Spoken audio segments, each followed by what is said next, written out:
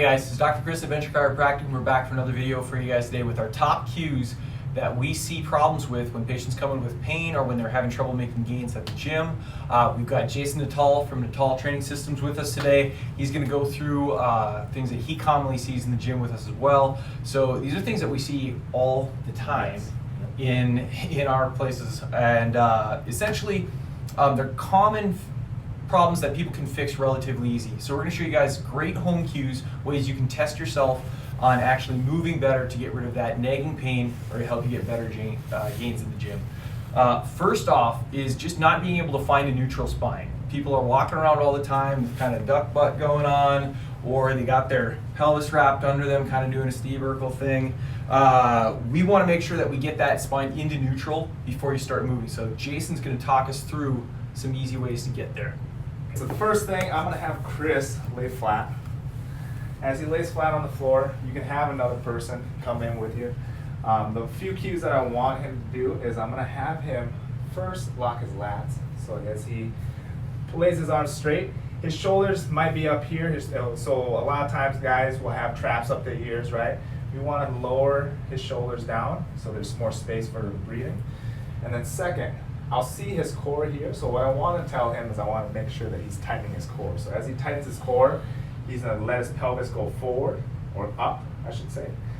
And now, my job is to pull this towel gently, but slowly, and then seeing if the towel comes out. If the towel comes out, now that's not what we want, right? So now we want to make sure that we have neutral spine, so that neutral spine should be suctioning that towel down to the ground. So as he has everything flexed here, he's nice and strong, and then keeping the traps down. Now I'm gonna try to pull this towel out. And there's our first test. Next up, we see this all the time too, where squat form, people figure out how to do that on the ground because we have a jig, but as soon as we put them up in the air, that back just goes all over the place again and can't find neutral position. So oftentimes we can use a broom handle or a PVC pipe, yardstick, to just go ahead and find neutral in the air. You want to talk us through that again, Jason? Yes, absolutely. So the first thing I'm going to have Chris do is just like making an S. So that we're taking our thumb, our left thumb or right thumb, it's up to you. And you're going to grab to the top, right here, right in the crown of the head, and that second thumb is now going to go right behind that tailbone or that low back, right? So now we have a little S. So it depends on your shoulder mobility. We can address that later. But the first thing that I'm going to have Chris do is slightly lean down with his shoulder. So now, yes, there we go. And then he's going to slowly lower his glutes, touching a bench, and then holding. It's still keeping his legs activated here. A lot of times what I see is people will lean back and they'll completely make a sit, right? I want to keep the legs activated. So I'm going to lean forward. And so now I'm going to tell them to come back up nice and slow, okay? Squeezing the glutes, locking out at the top. Now he's going to repeat the same movement. Slow down, boom, and then slow back up, right?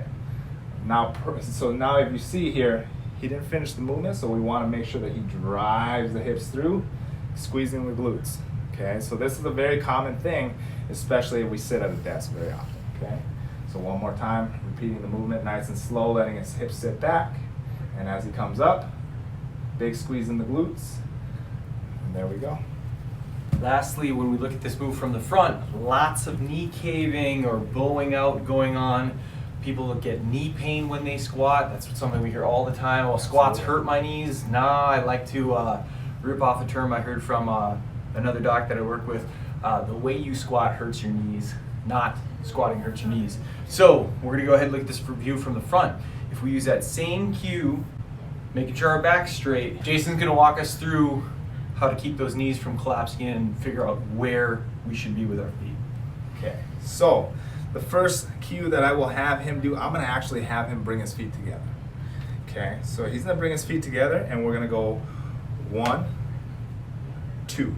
Okay, so I'm just going heel toe out, and then I'm going to do the same thing with the other foot. So I'm going to go 1, 2.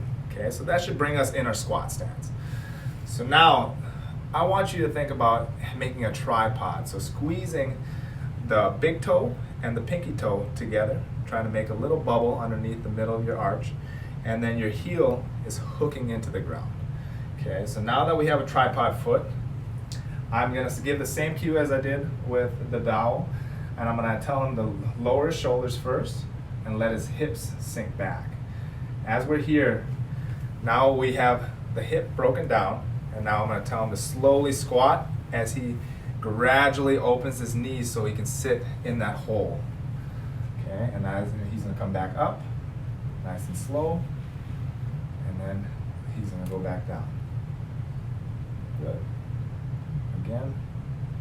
And so then what we see a lot, to just give an example, as he squats down, sometimes I see the knees start to cave in. Okay? So we have some hip issue here. So what I want is I want you to start thinking, opening up the knees as we come down, gradually. A lot of times you can overcorrect and you can open up the knees too wide, right? And now we lost connection in that big toe. So if we lose connection either in the big toe or the pinky toe, we know that there's an issue there. Okay, so now as he starts slowly going back down, we're watching that knee correction. And the last thing I would say is that we come back up, squeezing the glutes at the top. The next step I would see is where he breaks up the hips. Okay, so as he goes back, go ahead and start the squat. I'm going to slowly tell him right here, so go back up, right about here. So as he starts squatting now, go and squat right there, right here. So now I'm going to tell him to slowly push his butt back a little bit more so he sits into that hole. Okay, so now he's going to feel a little more stable. His core is going to engage, and as we come back up, there's our complete squat. All right, guys, next we're going to talk about the most common faults we see with pushing and pulling exercises. A lot of shoulder rounding that comes in. People have shoulder pain or neck pain and upper back pain from sitting rounded at their computer desk all day long, driving, too much stress. So we're going to talk about how to get those shoulders put back where they should be so that you can actually work the muscles that you want to work and get rid of your pain. So we're going to Jason demonstrate for us. Jason, give us a good old rounded shoulder position that we see people in all the time. So head forward, shoulders rounded forward. We can turn them from the side. You can see it from this way. This is not fun. It doesn't even look comfortable. So we're going to turn back this way. We're going to teach him how to pull his posture up, just like he uses these cues with people in the gym all the time. We're going to bring our arms up in front of you. Okay, just start to bring our body into an upright position. And now we're going to look at this little sternal notch. See this thing right here? We're going to go ahead and have him pretend that he's going to try to balance something on top of that. So he's got to lift it up to make a little shelf. Okay, once he lifts that up, we've corrected a lot of the back issues that we have going on that tilt us forward in the first place. But now his shoulders are still kind of hunched forward in this Frankenstein position. So we're going to have him kind of draw a rainbow with his hands, bring those shoulder blades down and back like that.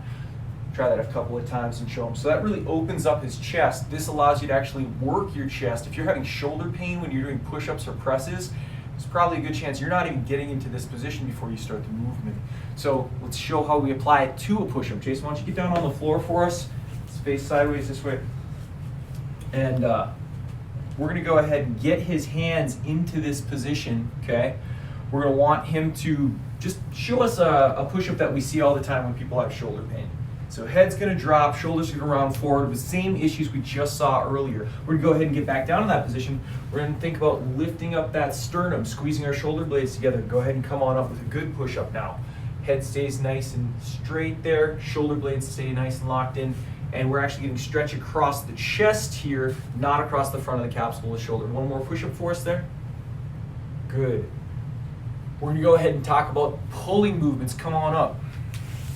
Pulling movement, that's the most common thing that we see a problem with. We're going to move a little bit so we get a better view on that. All right, guys, so this next movement, it can be applied to any type of pull, whether you're talking about a pull-up, lat pull-down, or a row. We really want to use this cue along with that sternum up position that we saw for all our pulling motions. Because a lot of people, they technically have the strength to do a pull-up, getting their chin over their bar, but their shoulders are in such bad position while they're doing it, they're causing a lot of rotator cuff issues and a lot of anterior shoulder capsule problems.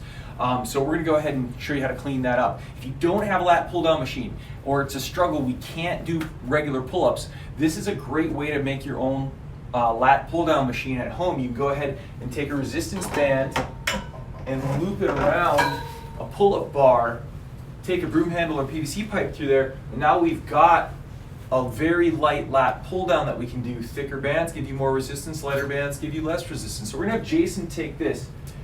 And from the side view now, we're gonna have him show us that sternum up position we were talking about before. So go ahead and just get into a good position there, Jason.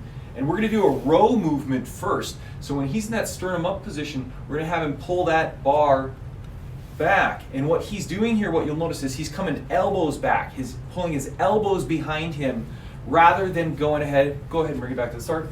What we see a lot of times when people are having shoulder pain or low back issues is, let's do one where you're pulling your hands to your shoulder instead. So we see this impinging weird angle of the shoulder that we don't want. Yeah, his elbows still go back, but that's not what he's thinking in his head. He's just trying to get his thumbs to his shoulders, and that's a bad cue. That causes pain. Let's bring you back on up. Let's show him again with elbows pulling toward the wall behind you. Good. Nice, clean shoulder position. Any pain in those shoulders when you're doing that? Good. Let's drop to a knee and show him something a little bit more in line with a lat pull-up. Come forward a little bit for him. Okay. So when we get into this more lat pull-down position or pull-up position, we're going to go ahead and see the same thing. If you pull your elbows down to the floor, Jason, keeping that sternum up the whole time, we're going to get this nice, clean angle of the shoulder right here. Come back up. And let's go ahead and pull the thumbs toward the front of the shoulder. This is bad, guys. You don't want to see this big peak happening here. This causes shoulder pain. It doesn't work the right muscles that we want. We're really not seeing his lats engage at all here, so we're not even getting the benefit we want out of the exercise. Go ahead and bring it back up. We're going to go ahead and pull the elbows down to the floor. Do your checklist. Do sternum up, core being locked in, good tight abs as we do this, and then one more time, pull those elbows down to the floor. We're going to go ahead and bring that back up. Again, I'm Dr. Chris of Venture Chiropractic. This is Jason Natal from Natal Training Systems. We hope that you guys have learned a lot from this video. If there's more form fixes or issues that you're having problems with that you just can't quite get figured out, leave us a comment down below. Let us know how we can help you out. We'd be happy to make a video featuring exactly what you ask us. If we can ever help you, we're always here at Venture Chiropractic and Natal Training Systems to help you move better, feel better, be a better you. Everybody's moving, everybody's moving, everybody's moving, moving, moving, moving. Everybody's moving, everybody's moving, everybody's moving, moving, moving, and stop.